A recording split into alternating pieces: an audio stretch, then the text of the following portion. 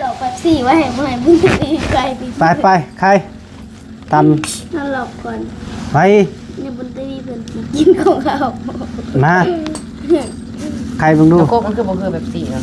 อ้าวโอ้ยกวนบ่บ่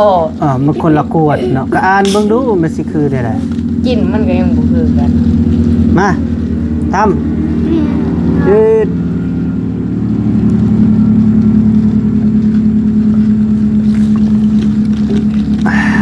แซ่บเว้ย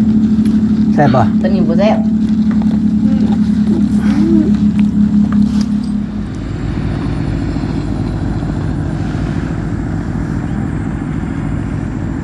เอาพี่น้องเอ้ยเนาะมาบัดนี้กะบอกแก้วเปิดคลิปเปิดภาพมากะอยู่ที่บ้านน้องสายเด้อพี่น้องเด้อสายคือน้องสายฟ้ากับน้องบุญทวีแหละพี่น้องเอ้ยเนาะพอดีมื้อนี้บอกแก้วก็ขึ้นมาหาน้องสายทั้งสองอีกแล้วพี่น้องเอ้ยเนาะทางน้องบุญทวีเพิ่นโทรมาหาบอกแก้วว่าเบาแก้วคอยคุดจิรอถ่ายเจ้าละเด้อว่า50โตพี่น้องเอ้ยเนาะ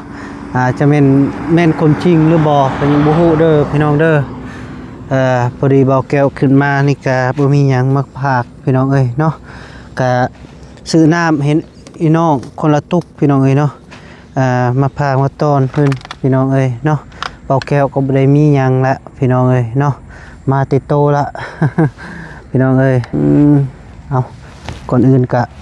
ขาบทักทายสบายดีเด้อพ่อแม่พี่น้อง FC เบิดสุขุสุขคนบ่ว่าอยู่ในหรืออยู่ต่างประเทศก็ยินดีต้อนรับเข้าสู่ซองบ่าวลาวไต้คือเก่าพี่น้องเอ้ยเนาะพอดี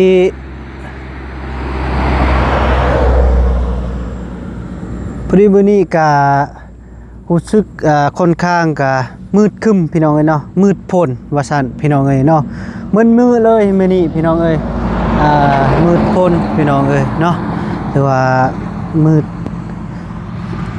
บ่มีแดดเลยมื้อนี้ก็ได้เมื่อวานนี่ก็ยังว่ามีแดดอยู่พี่น้องเอ้ยเนาะแต่ว่ามื้อนี้บ่มีแดดจักดิเลยซื้อน้ำมาพากให้น้องสายทั้งสองพี่น้องเอ้ยเนาะบ่าวแก้วก็มาช่วยนะมื้อนี้ก็เวลาตอนนี้ก็ประมาณอยู่3 โมงกว่าพี่น้องเอ้ยเนาะแต่ว่าสิมาติตอนเช้าก็บ่ทันพี่น้องเอ้ยเพราะว่าบ่าวแก้วก็มีเวียกแด่หั่นนะพี่น้องเอ้ยเนาะFC ลุงป้าอาจจะฮู้ดอกเพราะว่าบ่าวแก้วก็มีเวียกเฮ็ดเด้แม่พี่น้องเอ้ยเนาะนี่ก็ญาติเวลาเนาะแล้วก็เวลาว่างๆก็จึงขึ้นไปมาหาน้องๆเพิ่นพี่น้องเอ้ยเนาะทางเข้าเพื่อนน้องสีฟ้านี่ก็ดินยังบวมพี่น้องเอ้ยเนาะยังบวมเปื้อนคือเก่ายังเปื้อนอยู่น้องๆเพิ่นจะเฮ็ดหยังละกินี่ก็เห็นอยู่วอกๆเฟกๆอยู่น้องทวีสบายดีเด้ออยู่คนเดียวป่ะครับอยู่กับเสื้อผ้าไปไซส์นี่เสื้อผ้าบ่แก้วมาเฮ็ดหยังอะนะเฮ้ยเล่นเกมบ่เอานี่ฮะตอนคนละตุกตัวนี้ของอ้ายไปเจ้าเอาเป๊ปซี่กันแล้วแต่เอาโคกกันแล้วก็แต่มาแม่บ่เอาบ่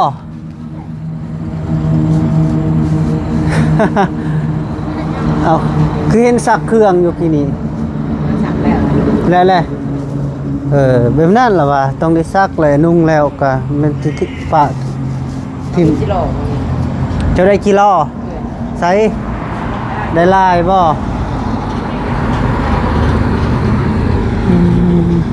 สบายดีเด้อซื้อกุญแจใหม่บ่ใส่เอาศาสตร์มาพูดผมดูนั่งคุยจักน้องใส่กิโลบ่จักโตครับอะไร50จะไปตัวนึง50ไปตัวนึงเป็นยังคือให้ไปหน้าของบ่ดีโอ้พี่น้องเอ้ยน้องบุญทวีหาขุดจิโปมโอ้เฮ้ยได้ลาย คุณน่ะ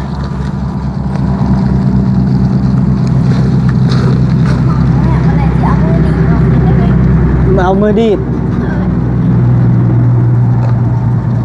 ผู้มานั่งไปนั่งทางพุ่นมาแม่ เห็นอยู่บ่เออบ่มานั่งบ่นั่งทางใดนี่เอามานั่งเลยป้อไปเต็มมดแดงแจ้งอยู่บ่ครับมาแม่มานั่งทางพุ่นทางน้องแมวก็ได้ บุญทวียับมาพี่ คุณตกควยมันมาอย่างนี้ เอาเลือกเอาจะเอาตัวใดเอาตัวไหนเอาก็เอาแล้วแม่ เอาครบ เอาโคกก็สิเอาสากบายดีเด้อพี่น้องเด้อบายดีมาพบมาพอกับน้องๆอีกเป็นยังไงบายดีกินข้าวกินน้ำแล้วบ่ได้ยังกิน ไทย กินไข่เกลือระบอแมวมา ข้าวเกลือกระยา มืดครึมเนาะมื้อนี้นะโทษโทษน้องสีฟ้าคือบ่เห็นสักเครื่องเป็นยังคือบ่สักฮะสักในเด้อเครื่องนะเห็น วัน อ้าย นี้ เด้ ได้ อ เศร้าโตได้เศร้าสี่โตเมื่อวัน นี่50ไม่ตายแล้วบ่ตื่น ได้มันได้ ยัง ตัวละพันบอก ยังอยู่ ตัวละพัน ตัวละ1,000 บาท ตัวละพันกีบ10 ตัว 10,000 ใช้จิรอเจ้าได้ซะ นั่นมันจะเป็นเงินน้ำเป็น อืม หาเสียมบ่เห็นมื้อเช้านี่ ยังบ่ทันไปขุด ถ้าปุ๊กกับปุ๊ตื่นเนินสวย นอนถึงสวยอีก เอาไป ได้นี่สิคายอ้ายบ่หรือว่าไงเท่าไรนี่ โมู บ่ฮู้ มันเนี่ยมันกำลังสิไข่ได้นี่ ได้ครึ่งเดียวมันยังอีกหาสิบเขาขายหาอัน100ตัว50,000 อืม แต่มันโมนอนร้อยครับ น้องบุทวีหาเงินเป็นละเด้อพี่น้องเด้อบัดนี้หาคุดกิโลขายอ้ายแบบนี้แหละอ้ายอยากได้คู่มือนะจุเจ้านะพากันคุดซะแล้วก็พากันไปหาหน่อไม้เอาไปขายนี่นะเป็นเบาๆที่เราพาขายมื้อนั้น แล้วก็คุดกิโลแล้วก็ขาย เอาไปหาบัวได้มานี่ ว่าอีลี่เลยครับจุเจ้ามาขายอ้ายๆเพิ่นมาเพิ่นต้องซื้อซอยจุเจ้าอยู่แล้ว เมื่อท่านนั้นเมื่อหน้าเมื่อไหร่ก็ขุดแบบนี้อีกอ้ายก็ยังสิซื้อซอยเจ้าอยู่วานนี้ก็ซื้อซอย เมื่อวานน้ำเมื่อยยัง นะ เมื่อยยังกินวานเลย เป็นหยังก็ ที่รอนะ อยู่ไหน จะถามว่าจะถามเจ้าว่าเจ้าซื้อเมื่อจะเห็นอะไรกิน ขัวกิน เด้ ขัวกินเมื่อวานนี้ก็ได้เนาะให้จุเจ้าน่ะไปเอาอันหน่อไม้บงอันเด้เอามาขาย งาม มาขายแล้วก็การห้อยขายก็ได้ หัวเลยไปก้ม มึงไปโคม อืมมีอยู่ไปโคมอายนะจะน้อยจะเอาให้ จะมี เลี้ยงไปก้านใส่ ไปการมาปะไว้พี่ห้อยยังขี้กระต่ายบ่ ให้ขี้กระต่าย เอามาไล่ๆแล้วจะเอาให้บ่แม่นเอาให้ขาดได้ให้ยืม พี่น้องเอ้ยเนาะหากก็ซื้อ ไง มื้อหน้าอายสิซื้อมาให้ มัดลม แต่คนนี้ก็คือตุ้ย ตุ้ยและได้กินเขาได้กินอาหารดีบ่ได้หำคันอ้ายเอาโคมไปโคมให้แมลงสิไปน้ำอ้ายอยู่บ่ ไป ไปการ เลย การนำมาไว้ อย่าปล่อยได้มันไปแถวเฮือนบึกทีบแล้วบัดนี้คนคักแบบนี้แหละอายอยากได้ที่เจ้าพึกหายังมาขายนี่ให้อายเพิ่นมากซื้อแล้วคันมีกี่ล้อลายแล้วก็ห้อยขายผุนแห้งคักแล้ว 5คือโลคายไอ้บีก็ตัวละพันแล้วอ่ะน้ำมันเลยกัน เลย ตัวละ เอาเว พัน ลาก็ ไอ้พี่ยังมา เอาหา10 ตัวก็พอแหละ เห็นเราไปอยู่ขมวนบ่ มาติปานนี้เนาะน้ำลดละ ไอ้ไปใส่กับไปก็เห็น ไปจนไอ้ไม่ได้ไปว่านี่มีไอ้สิมาบอกเขาลายอีก ยังไง ว่านี่ไอ้เมื่อที่นี่ล่ะตำงัว งัวเป็นบ่เจ้าบ่ลืมงัวเจ็บดิเจ้าเจ็บ ข่อยบ่เป็นหยังไดมีแต่รถกระตาบุ้มแล้วก็อีสังก็เบรกหน้าหักงัวนะล้มแล้วลุกขึ้นมางัวใหญ่ใหญ่ แต่ ใหญ่แห้งได้งัวมา ส่วนแต่ ประมาณน้องหนึงสองน้องนี่แหละงัว จะไปชนอยู่ไส ไก่คั่วเด้ไก่คั่วก็สิฮอดตลาดดงหิน มันบอนกุกสำซาหลายๆเด้บอน แต่ ไก่คั่ว ไก่คั่วอีกนิดหนึ่งนะบ่ แม่นแค่นี้แต่อายขี่บ่ไหวหั่นน่ะเพราะว่าบ่แบบอายน่ะกายมีเด็กน้อยเด็กเขาแล่นลิ้นแถวนั้นแล้วก็อายก็คอยขี่เพราะว่าทางมันแคบงัวพอดีเว็บมันแล่นมาแล้วก็มันบ่วิดซ้ำพอดีตำกระโตกขามาเลยขาหน้าขาหลัง มันก็ล้มแล้วอายก็ยังล้มหรือพุบพับหรือป้อตกคิดว่าเจ็บหนัก เจ้าบ่ได้เป็นหยัง บ่ไม่ติดบาดตัวนี้หน่อยหนึงแต่ก็แขนซอกโอ้อันตรายเด้คิดว่าสิบ่เรือแหละคือสิบ่เป็นคนแหละมันกระตากับบุมเบิดหักรถก็บ่เป็นหยังมีแต่กระตากับเบรกมันหัก เด็กฮัก แม่นอายก็จนเส้นเมื่อวาน บ่ได้มีคนแล่นไปซอยเจ้าบ่ซั่น มีเขาเอาอันรถให้ที่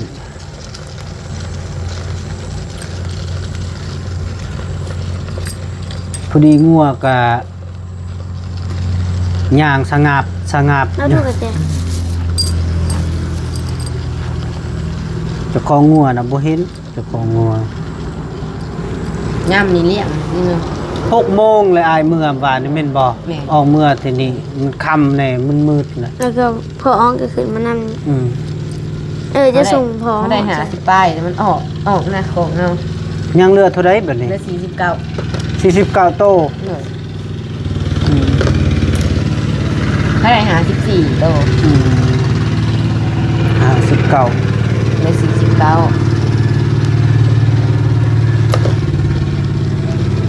คุณมีอีกตัวหนึ่งพอดี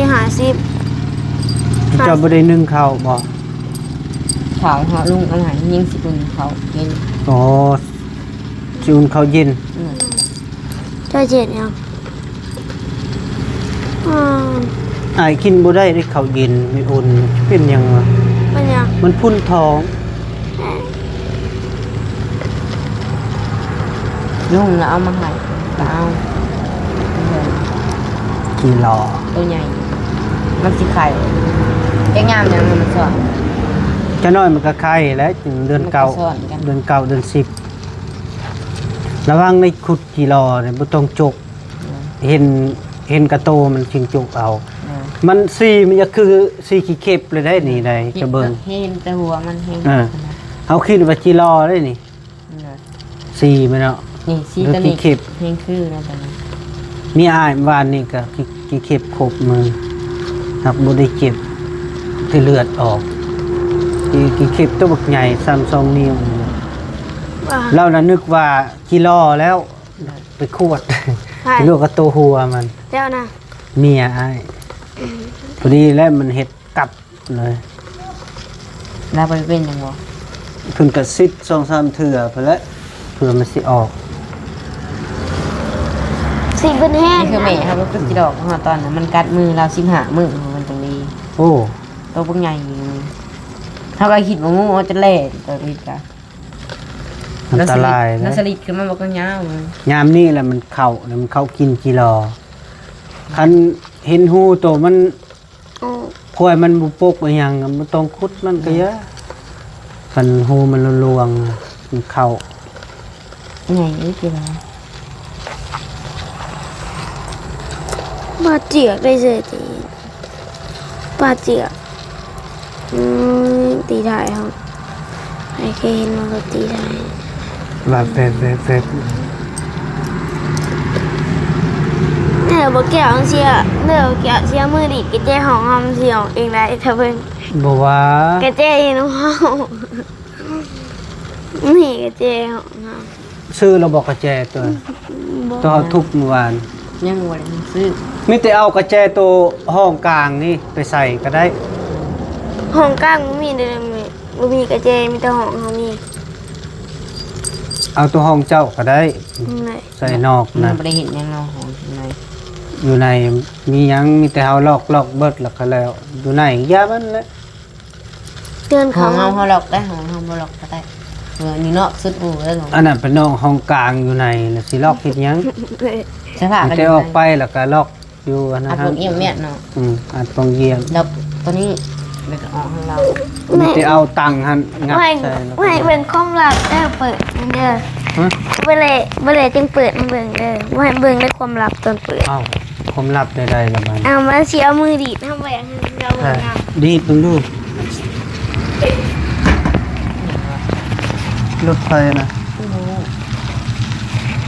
เปลี่ยนเป็นครอบเลย ทหารได้น่ะเปลี่ยนกันครับ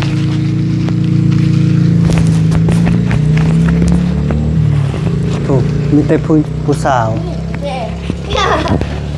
ใช่ตัวนี้ เอากระเจไข่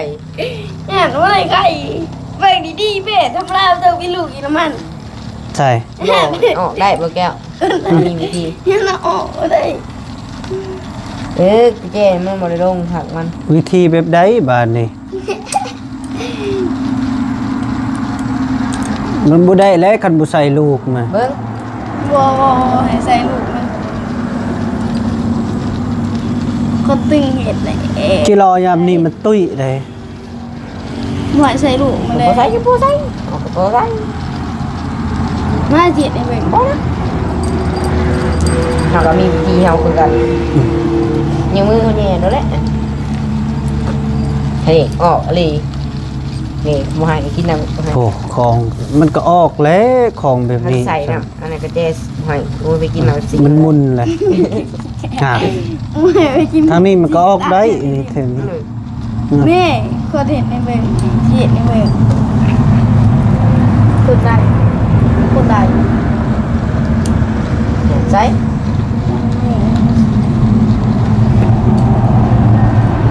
ใส่ ได้บ่ ไม่เคยดูกระเจใส่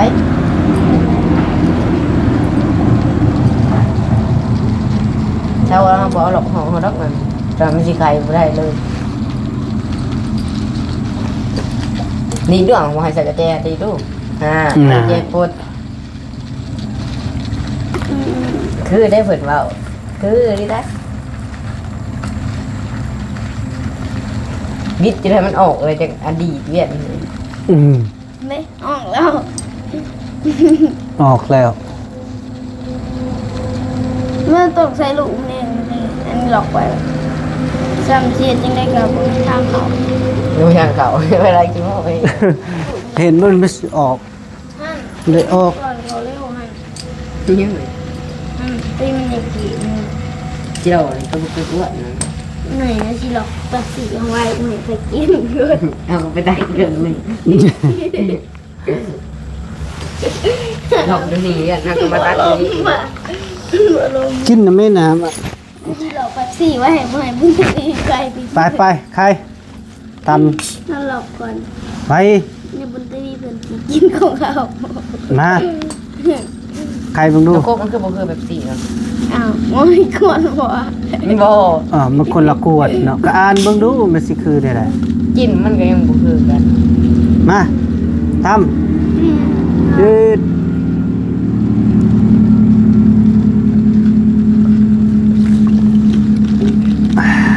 แซ่บเว้ย แซ่บป่ะ ตัวนี้บ่แซ่บ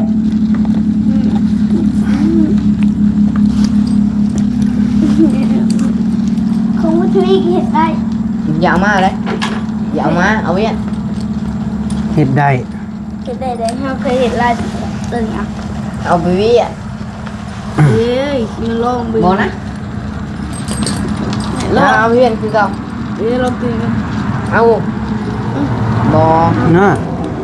เอาเวียนเดี๋ยวมันสิเสีย ลูกน้อง เดี๋ยวลูกมันสิใหญ่ก็ สิขายเท่าไรนี่ฮัม เข้าบ่ พันกีบ ว่ากัน พันกีบจ้า พันกีบ มาแล้วพันกีบ พันกีบ10ตัว จะสิให้เธอได้เลย ให้พันกีบ บ่เจ้าสิว่าอะไรนี่ ขาย อ่าก็บ่ฮู้เลย 2,000หมดนี่ขายเขาไม่2,000 โอ้ย